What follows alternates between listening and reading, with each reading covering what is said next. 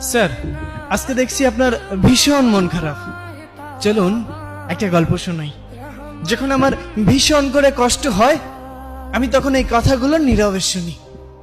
ধরুন আপনার খুব অসুস্থ মনে হচ্ছে, কেমন জানি শূন্য শূন্য লাগছে, ক্লান্তি লাগছে। তখন আপনি একজন ডক্টরের শরণাপন্ন হইলেন। ডক্টর আপনাকে অনেকগুলো রিপোর্ট দিল। আপনি পরীক্ষাগুলো করে রিপোর্টগুলো ডক্টরের হাতে তুলে দিলেন। ডক্টর রিপোর্টটা হাতে নিয়ে আপনার মুখের দিকে তাকাচ্ছে, আবার রিপোর্টের দিকে তাকাচ্ছে। তখন আপনাকে জিজ্ঞাসা করলো, আপনার সাথে কেউ আসেনি? তখন আপনি বললেন, না, আমি একাই এসেছি।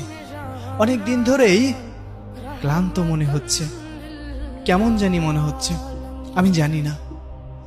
তখন ডক্টর অনেকটা মলিন মুখে বললেন, হয়তো আপনাকে এই কথাটা বলা উচিত হবে না, কিন্তু তারপরও যেহেতু আপনার সাথে কেউ নেই, আপনাকেই বলতে চাই, আপনি আর 2 মাস বাঁচবেন। আপনার জীবনের সব ইচ্ছা আকাঙ্ক্ষা সবকিছু পূরণ করে নিন। যদি কোনো কিছু ইচ্ছা অপূরণীয় থাকে, আপনি পূরণ করে নিতে পারেন।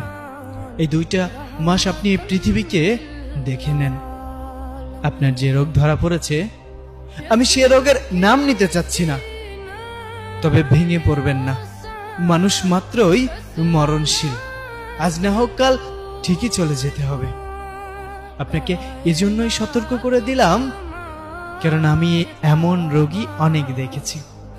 ঠিক তখন আপনি স্তব্ধ হয়ে গিয়েছেন। আপনার এত ক্ষমতা, এত জোশ, এত টাকা, এত অর্থ সম্পদ কোথায় যাবে? কোথায় যাবে? যত বড়ই শক্তিশালী মানুষ হোক না কেন, মানুষ তো মরণশীল। আপনি রিপোর্টগুলো হাতে নিয়ে হসপিটাল থেকে বের হয়ে যাচ্ছেন। আপনার চোখে মুখে মলিন একটা ভাব। আপনি চারপাশটা খুব মনোমুগ্ধকর ভাবে তাকিয়ে আছেন, প্রকৃতি দেখছেন। কেমন জানি আপনার এই প্রকৃতি ছেড়ে যেতে মন চাচ্ছে না। আপনার ভীষণ কষ্ট হচ্ছে, দম বন্ধ হয়ে যাচ্ছে। আপনি বাসায় গেলেন।